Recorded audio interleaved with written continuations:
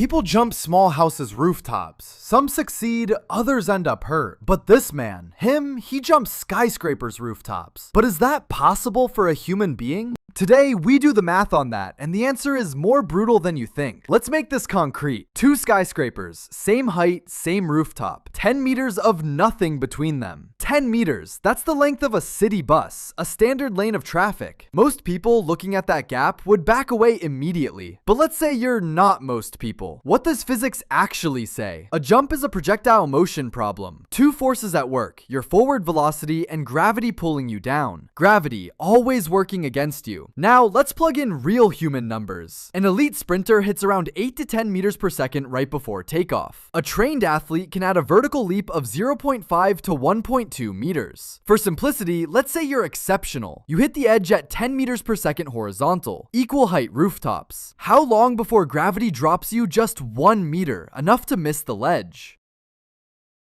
Approximately 0.45 seconds. In that window, how far do you travel horizontally? Approximately 4.5 meters. You don't make it, not even close. To reach 10 meters, you need to somehow stay airborne longer, which means either going much faster, launching upward at a steep angle, or having a lower landing roof to buy yourself more time. Let's bring in the best data point we have. Mike Powell, 1991, Tokyo, world record long jump, 8.95 meters. Not 10. Not even 9, 8.95. And that was on a specialized synthetic track, wearing spiked shoes with a perfect runway and perfect conditions, landing in soft sand that absorbed the impact, with judges, coaches, and decades of technique behind him. And he still didn't clear 10 meters. Now imagine that same jump, but you're on concrete with variable surface grip, wind shear at altitude, and a 200-meter drop if you undershoot by half a step. Here's what the physics doesn't